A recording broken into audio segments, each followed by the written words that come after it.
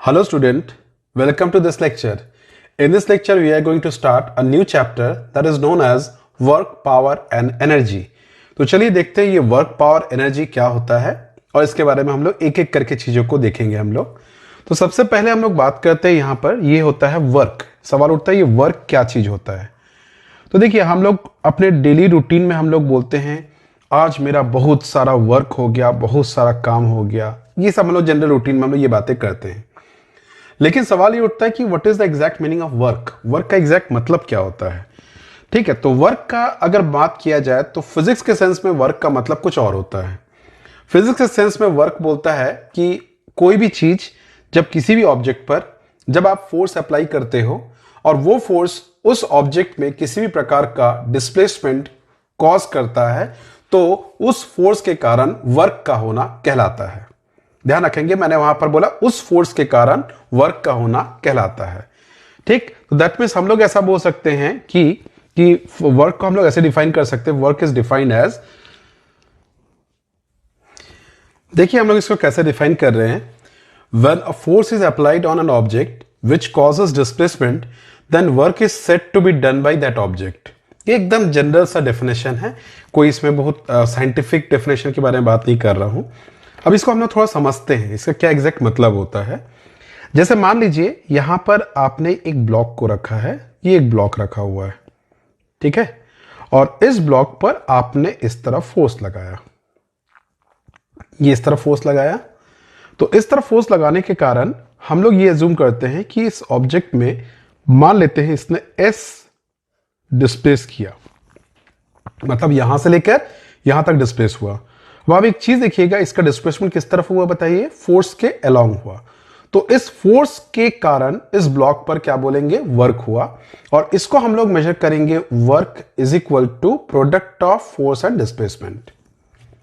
लेकिन यहां पर एक और सिनेरियो देखेंगे, जैसे आपके सामने क्या दे दिया है, एक और ब्लॉक दे दिया, सपोज ये एक ब्लॉक है और है, ओके, ये एक ब्लॉक और दे दिया है, और इस ब्लॉक पर ये बता रहा है अपने को कि इस ब्लॉक के बारे में कि इस ब्लॉक पर सपोज मान लेते फोर्स इस तरह से लग रहा है।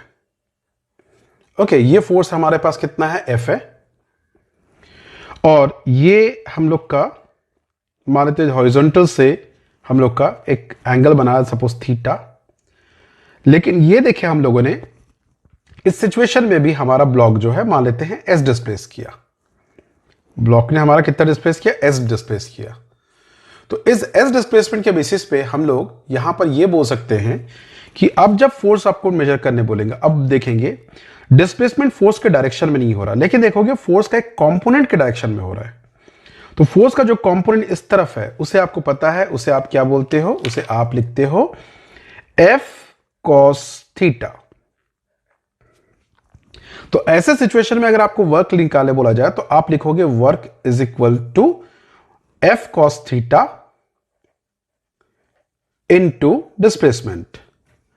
और यहां से आपको दिख रहा होगा एफ, इसको शायद मैं ऐसा भी लिख सकता हूं, इसे मैं ऐसा भी लिख सकता हूं, work done is equal to F S cos theta. और आपको पता है डॉट प्रोडक्ट का डेफिनेशन आप लोगों ने पढ़ा था, डॉट प्रोडक्ट में हम लोग लिखते थे F is equal to W is equal to F S cos theta, मतलब ये हो जाएगा एफ डॉट एस हो जाएगा। दैट मीन्स आप चाहो तो इसको लिख सकते हो work is equal to F dot S लिख सकते हो। बोलने का मतलब यहां पर यह हो रहा, मैथमेटिक्स में तो हम लोग ठीक है इसको मैथमेटिकली ऐसा लिख रहे वेक्टर के फॉर्मेट में, लेकिन फिजिक्स ये बोलता है कि फोर्स लगाने से जो डिस्प्लेसमेंट होता है वो उसका वर्क होता है। लेकिन यहां पर सोचने वाली बात यह है कि फोर्स का कोई पूरा फोर्स नहीं, फोर्स का जो कंपोनेंट डिस्प्लेसमेंट करा सकता है उसी कंपोनेंट के कारण ही वर्क का कैलकुलेशन होगा, जो नहीं करवा रहा उसके कारण हम लोग वर्क डन को कैलकुलेट नहीं करेंगे। ओके, बात आपको समझ में आ रही है क्या हो रहा है यहां पर। ठीक है, तो यहां पर अगर मान लेते पूरा फोर्स ही डिस्प्लेसमेंट करने में यूज हो जा रहा है तब तो कोई इश्यू ही नहीं है। लेकिन अगर पूरा फोर्स डिस्प्लेसमेंट नहीं क्रिएट कर पा रहा है, फोर्स का एक पार्ट या एक कंपोनेंट डिस्प्लेसमेंट क्रिएट कर रहा है, तो ऐसे सिचुएशन में वर्क डन को हम लोग कैसे निकालेंगे, उस कंपोनेंट के साथ डिस्प्लेसमेंट को मल्टीप्लाई कर लेते हैं। इसीलिए हम लोग यहां पर एफ डॉट एस से रिप्रेजेंट करते हैं। तो मतलब from now onwards we can say work is the dot product of displacement and force. ठीक है, अब आगे इसके बारे में और थोड़ा समझते हैं हम लोग। तो अब आप देख रहे हो यहां पर हम लोग वर्क को डिफाइन किए हैं एफ डॉट एस। अब यहां से कुछ बातें आपको तुरंत समझ में आ जाना चाहिए कि यहां पर दो वेक्टर का डॉट प्रोडक्ट है। इस कारण से पहला चीज आपको ध्यान रखना चाहिए कि work is a scalar quantity. Work is a scalar quantity, सबसे पहला चीज ये एक स्केलर क्वांटिटी है। ओके, दूसरा जो चीज रहेगा आपको इसमें ध्यान देने वाला रहेगा कि इसका यूनिट, तो इसका जनरली हम लोग जो अभी एसआई सिस्टम में जो यूनिट लिखते हैं, तो देखिएगा इसका यूनिट निकालने के लिए क्या करेंगे, ये फोर्स इनटू डिस्प्लेसमेंट है। तो फोर्स के लिए इसका ये क्या हो जाएगा, यूनिट क्या होगा फोर्स का, न्यूटन। डिस्प्लेसमेंट के लिए क्या होगा, मीटर, न्यूटन मीटर। लेकिन क्या किया गया है, इस पूरे को आप चाहो तो न्यूटन मीटर लिख सकते हो, बट इस पूरे को फिर हम लोग एक और फॉर्म में लिखते हैं, दैट इज कॉल्ड जूल। तो इसका एक और यूनिट लिखते हैं हम लोग, जूल लिखते हैं। और क्योंकि जूल एक साइंटिस्ट का नाम है, अगर आप शॉर्ट फॉर्म में लिख रहे तो आपको कैपिटल लेटर में लिखना पड़ता है। ओके, तो ये बन गया हम लोग का क्या, वर्क का जनरल सा हम लोग का डेफिनेशन बन गया। ठीक है, अब चलिए हम लोग आगे और बात करते हैं यहां से। यहां से अब सवाल उठता है इसका डायमेंशन के बारे में बात करते हैं हम लोग। इसका डायमेंशन के बारे में डिस्कस करते हैं हम लोग।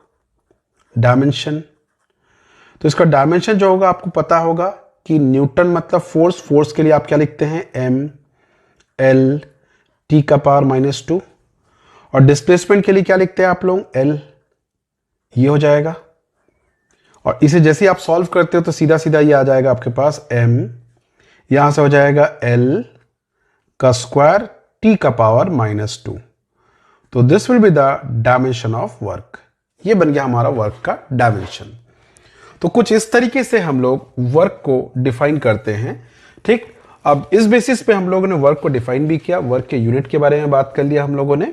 ठीक है, और भी कुछ यूनिट्स होते हैं, उन यूनिट्स के बारे में भी अपन एक एक बात करते जाते हैं।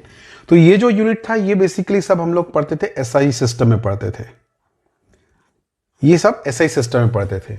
लेकिन क्या होता है इसमें सीजीएस सिस्टम भी होता है, ग्रेविटेशनल फोर्स के कारण भी वर्क डन होता है। ये सब चीज के बारे में अपन लोग अभी फिलहाल डिस्कस नहीं करेंगे, उसको अपन बाद में देखेंगे। बट सीजीएस सिस्टम का आप जरूर याद रखेंगे आप लोग कि इन सीजीएस सिस्टम में अगर बात करें हम लोग, तो वर्क का जो यूनिट होगा दैट विल बी अर्ग। ओके, सीजीएस सिस्टम जो यूनिट होगा वो अर्ग होगा। और आपको याद रखना है अपने पास कि 1 जूल इज इक्वल टू 10⁻7 अर्ग। तो ये रिलेशन होता है अर्ग और हम लोग का जूल में, इसे आपको अच्छे से याद रखना पड़ेगा। ठीक है, ये हो गया अपने पास, ये समझ में आ रहा है अपने को। चलिए नेक्स्ट देखते हैं हम लोग, इसके बारे में बात करते हैं। जो वर्क होता है ना, उसमें वर्क डन हम लोग जो लिखे हैं, अब यहां पर वर्क डन से एसोसिएटेड कुछ और चीजों के बारे में भी अपन बात करेंगे। तो चलिए देखते हैं, उसी के बारे में देखते हैं हम लोग। अब देखिए हम लोग यहां पर देखते हैं work done by variable force. अब ये वेरिएबल फोर्स का कॉन्सेप्ट क्या है, इसको थोड़ा समझिए। जैसे मैं आपके पास एक सिचुएशन बता रहा हूं, इस सिचुएशन को बड़े अच्छे से समझिएगा आप लोग। जैसे मान लो कि आपके पास यहां पर एक ब्लॉक दे दिया है। ओके, सपोज ये एक ब्लॉक है, अभी तक जो पढ़ रहे थे हम लोग। इस ब्लॉक पर मान लेते एक फोर्स लग रहा है, और उस फोर्स का वैल्यू जो मान लेते हैं, मैंने बोला कि 3 न्यूटन है। और इस फोर्स के कारण ये ब्लॉक जो है मान लेते हैं 5 मीटर डिस्प्लेस किया। तो अब अगर आपको बोला जाता है कि वर्क डन कैलकुलेट करो, तो आप बोलोगे sir work is equal to force into displacement, directly आप प्रोडक्ट लिख दोगे 3 × 5, that will be equal to 15 joule, ये आप लिख दोगे। लेकिन जैसे आप इमेजिन करो एक सिचुएशन कि अगर मान लेते हैं यही ब्लॉक पर फोर्स कुछ ऐसा लगता, थोड़ा समझिएगा आप लोग, कि इस ब्लॉक पर आपका फोर्स ऐसा है जो डिस्टेंस के साथ या समय के साथ साथ बदल रहा है। फॉर इंस्टेंस, जैसे मान लेते हैं अभी इस पर जो फोर्स लग रहा है वो लग रहा है 2 न्यूटन, और जैसे ये 1 मीटर डिस्प्लेस किया, इस 2 न्यूटन से 1 मीटर डिस्प्लेस किया, तो अब जो फोर्स है वो हो जा रहा है, सपोज मान लेते हैं 4 न्यूटन 1 मीटर डिस्प्लेस करने के बाद। Okay, this is 1 metre. फिर आपने इसको 1 मीटर डिस्प्लेस किया, तो अब मान लेते ये हो गया आपका 6 न्यूटन, ये 1 मीटर डिस्प्लेस होने के बाद।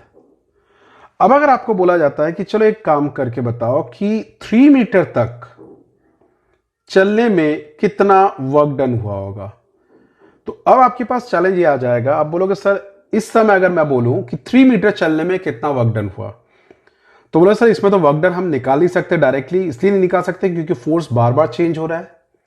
तो फिर आपके पास एक अच्छा तरीका ये रहेगा कि आप बोलोगे सर इसको एक काम करते हैं, पहले 1 मीटर तक 2 न्यूटन लगा था, तो 2 न्यूटन इंटू डिस्प्लेसमेंट, फिर देखोगे 4 न्यूटन इंटू डिस्प्लेसमेंट, फिर 6 न्यूटन इंटू डिस्प्लेसमेंट।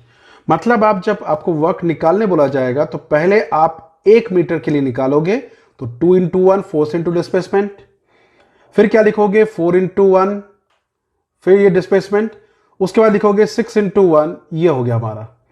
तो मतलब आपने क्या किया, टुकड़े टुकड़े में वर्क निकाला और उन सब वर्क को आपने क्या किया, जोड़ दिया। तो 6 + 4 हो गया 10, 10 + 2 हो गया 12 जूल। तो ये जो सिचुएशन था, इस सिचुएशन को हम लोग क्या बोलते हैं, वेरिएबल फोर्स कहते हैं। ये वेरिएबल फोर्स का कॉन्सेप्ट है। तो वेरिएबल फोर्स, अब बोलोगे सर वेरिएबल फोर्स कैसे पता लगेगा, तो ध्यान रखना, अगर कोई फोर्स, ध्यान रखेंगे आप लोग, अगर कोई फोर्स पोजीशन का फंक्शन हो या कोई फोर्स टाइम का फंक्शन हो, टाइम का फंक्शन मतलब उसको मैं टाइम के फॉर्म में एक्सप्रेस कर रहा हूं।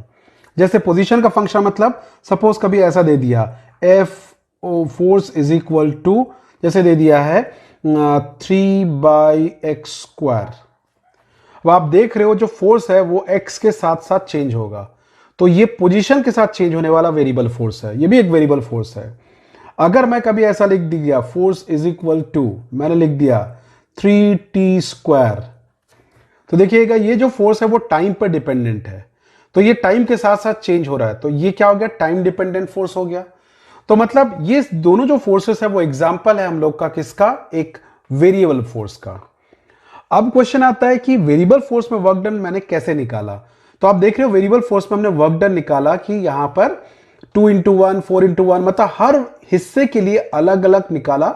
जैसे जैसे फोर्स चेंज हो रहा फिर हम लोग वर्क डन अलग निकाले, फिर फोर्स चेंज हो रहा फिर वर्क डन निकाल रहे।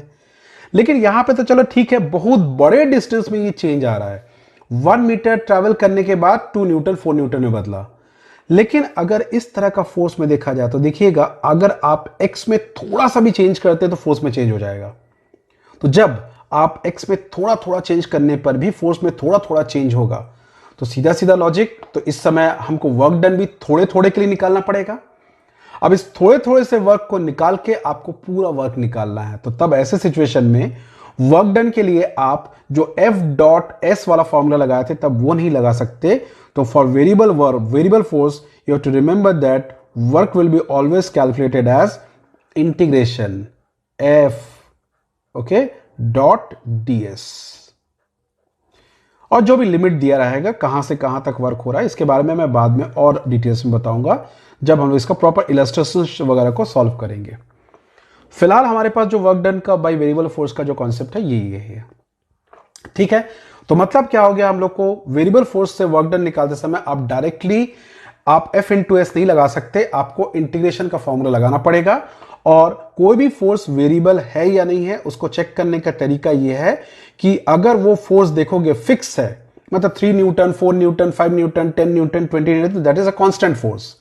और अगर कांस्टेंट फोर्स है तो आप डायरेक्टली लिख पाओगे work done is equal to force into displacement, इस तरह से F.S। लेकिन अगर फोर्स वेरिएबल है तो मतलब ऐसा फोर्स जो टाइम के साथ या पोजीशन के साथ चेंज हो रहा है, तब आपको वर्क डन निकालने के लिए आप डायरेक्ट वर्क डन नहीं कर सकते, तब आपको वर्क डन को इंटीग्रेशन मेथड से निकालना पड़ेगा।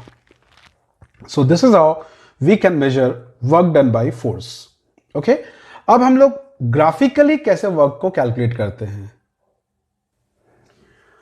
अब हम लोग देखते हैं graphical method for determining work done. अब अगर आपको वर्क डन निकालना है ग्राफिकली तो कैसे निकालते हैं, तो इसके लिए कुछ नहीं करना है आपको, आपके पास फोर्स एंड डिस्प्लेसमेंट का ग्राफ होना चाहिए, फोर्स एंड डिस्प्लेसमेंट का ग्राफ होना चाहिए F और S। अब अगर आपका कांस्टेंट फोर्स काम कर रहा होगा तो आपका कांस्टेंट फोर्स मतलब फोर्स हमारा पोजीशन के साथ चेंज नहीं हो रहा है, तो आप ऐसा पैरेलल टू एस लाइन दिखाओगे, क्योंकि फोर्स जो है देखिएगा फिक्स है हर जगह पर। तो ऐसे सिचुएशन में अगर आपको बोला जाता है कि चलो एक काम करो, आप इसका एरिया निकालो, तो आपको अगर एरिया निकालने बोला जाए तो आप एरिया इज इक्वल टू क्या लिखोगे? बोले area is equal to length into breadth. तो लेंथ मान लेते एफ है, ब्रेथ एस है, कुछ भी ले लो आप लोग, तो क्या लिखेंगे? एफ इंटू एस लिखेंगे। और आपको पता है एफ इंटू एस किस चीज को रिप्रेजेंट करता है? वर्क को। तो देयरफॉर क्या हो जाएगा? एरिया किस चीज को रिप्रेजेंट करेगा? वर्क। तो ध्यान रखोगे यहां पर, अगर आपको ग्राफिकल मेथड से वर्क डन कैलकुलेट करना है तो आप क्या कीजिए, फोर्स और डिस्प्लेसमेंट का जो ग्राफ होता है उसके बीच का एरिया निकाल लीजिए। So that area will always represent work done. ये हमेशा वर्क डन को रिप्रेजेंट करेगा। ठीक है, समझ में आ रहा है?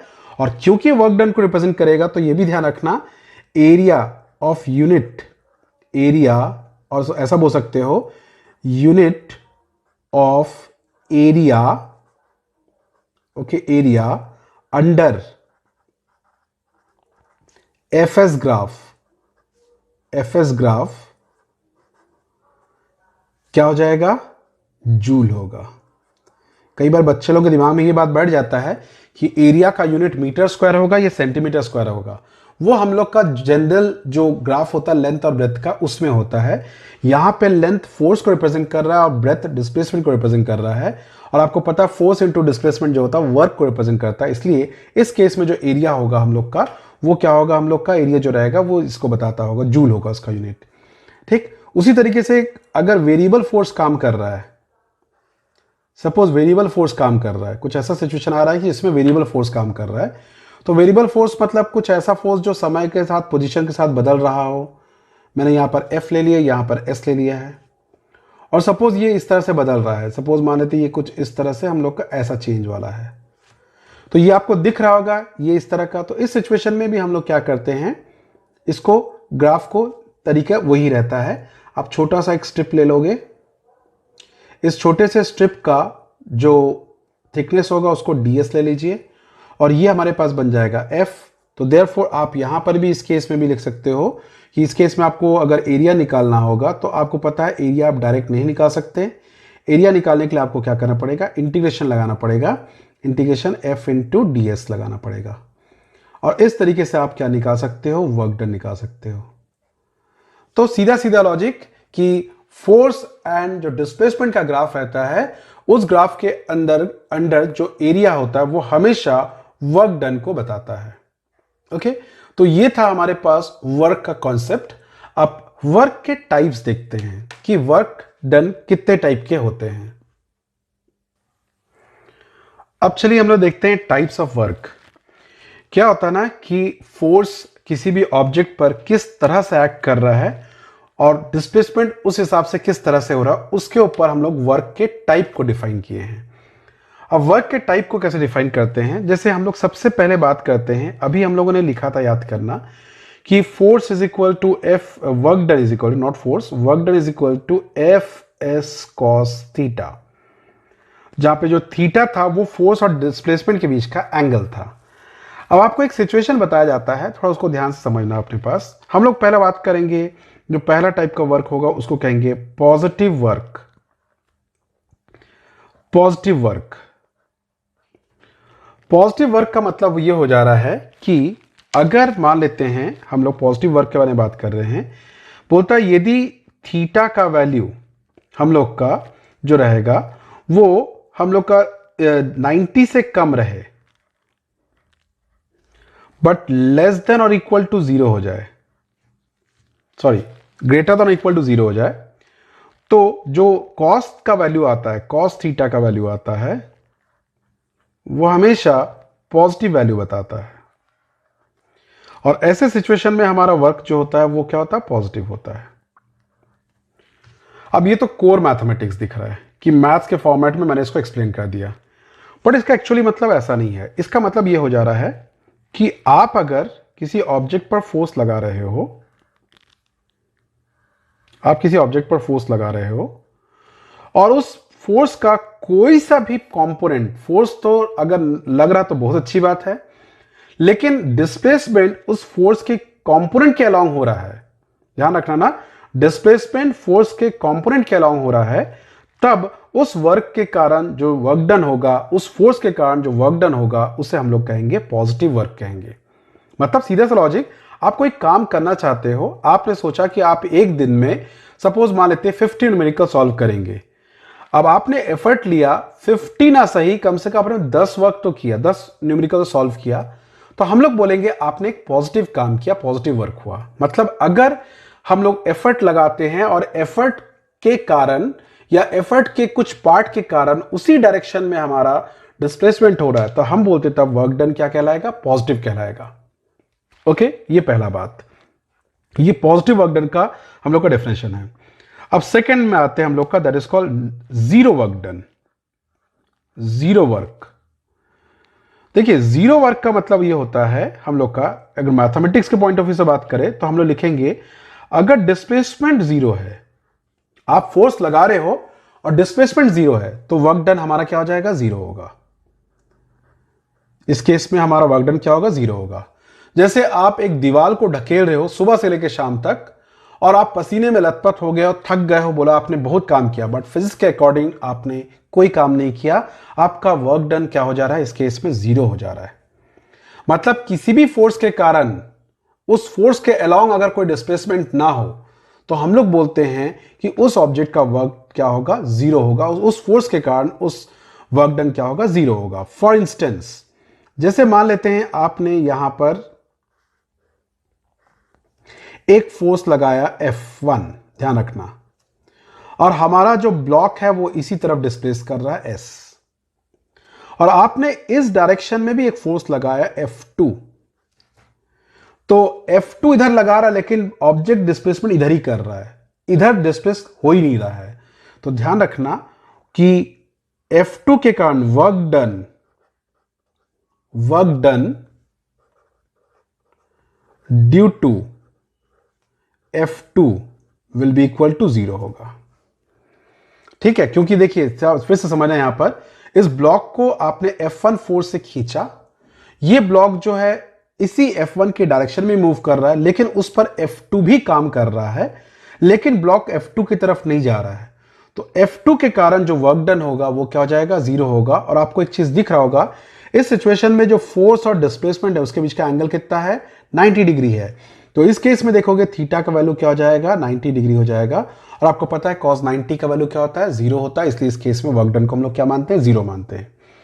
अब इसका एक बेस्ट एग्जांपल ध्यान रखना, अगर मान लेते हैं कोई आदमी कोई वेट लेके चल रहा है, जैसे कूली आपका सामान लेके चल रहा है, तो कूली तो इस तरफ चल रहा है, ओके, और वेट जो है वो डाउनवर्ड डायरेक्शन में लग रहा है mg।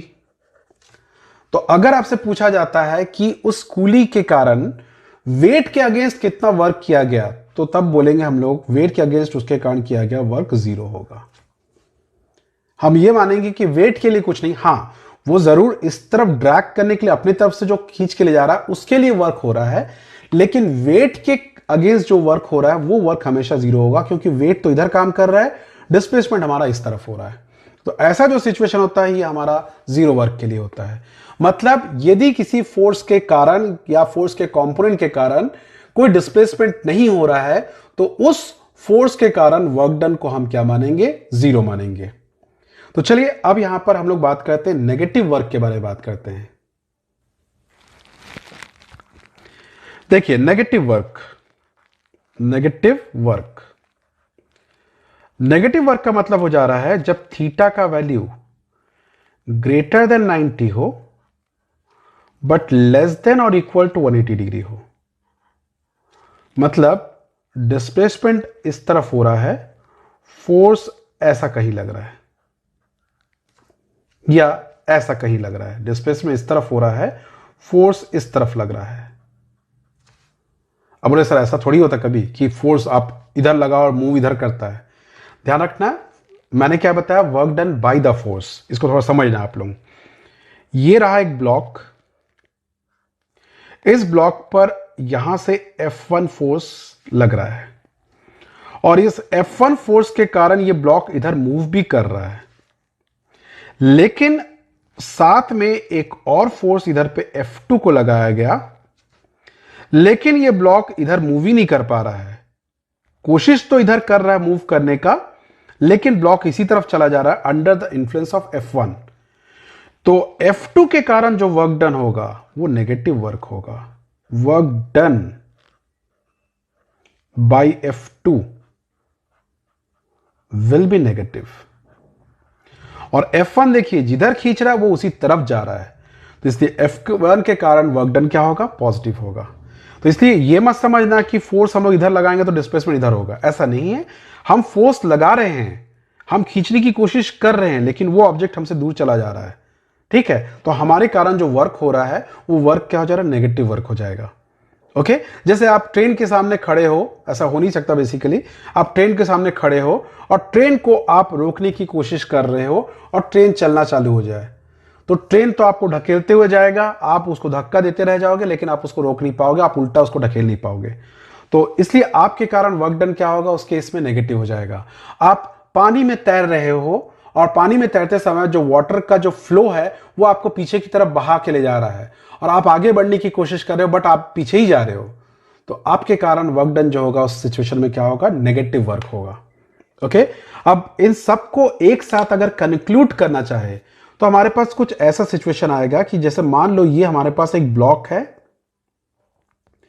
इस ब्लॉक पर तीन फोर्सेस काम कर रहे हैं। एक फोर्स है F1 इधर, एक फोर्स इधर है F2 और एक फोर्स इधर काम कर रहा है F3। ठीक है, अब यहां पर ये ऑब्जेक्ट जो है वो डिस्प्लेस हो रहा है इस तरफ, इसका डिस्प्लेसमेंट हो रहा है अलोंग S। तो अब अगर पूछा जाता है, देखेंगे क्या होगा, अगर बोला जाता है कि work done due to F1, तो देखिएगा जिस तरफ फोर्स लग रहा है उसी तरफ हो रहा है, तो फोर्स के F1 के कारण फोर्स को अपन पॉजिटिव मानेंगे। F2 देखिएगा 90 डिग्री में इधर खींचने की कोशिश कर रहा है, लेकिन इधर तो जा ही नहीं रहा है, वो इधर ही जा रहा है, तो work done due to F2 जो होगा वो 0 होगा। और तीसरा केस ध्यान रखेंगे आप लोग कि आप F3 इधर खींच रहे हैं लेकिन ये ऑब्जेक्ट इसी तरफ चला जा रहा है, तो work done due to F3 will be negative work. So इस तरीके से हम लोग नेगेटिव, पॉजिटिव और जीरो वर्क को डिफाइन करते हैं। अब यहां पर ये ध्यान देना कि आपके दिमाग में आ रहा होगा सर यहां पे तो नेगेटिव पॉजिटिव दिया है, मतलब ये तो वेक्टर क्वांटिटी जैसा दिख रहा है। ध्यान रखना यहां पे negative work, positive work direction को नहीं बता रहा है, ये नेगेटिव या पॉजिटिव वर्क वर्क के नेचर को बता रहा है। अगर पॉजिटिव वर्क है, आप कोई एफर्ट लेते हो और उस एफर्ट के कारण कोई काम हो रहा है, तो दैट इज पॉजिटिव वर्क। अगर आप कोई एफर्ट ले रहे हो और आपके कारण कोई वर्क नहीं, कोई कुछ काम नहीं हो रहा, दैट इज जीरो वर्क। आप कोई एफर्ट ले रहे हो लेकिन काम उल्टा ही हो रहा है, तो दैट इज नेगेटिव वर्क। इसको आप ऐसे समझ के रखेंगे, ठीक है। तो ये जो पूरा लेक्चर था हम लोग का, ये हम लोग वर्क के ऊपर बात किए, तो वर्क में आप इतना ही पढ़िए, बाकी हम लोग इसको पूरा इलस्ट्रेशन में समझेंगे तो आपको ज्यादा बेहतर समझ में आएगा। So till then bye, take care and have a nice time ahead.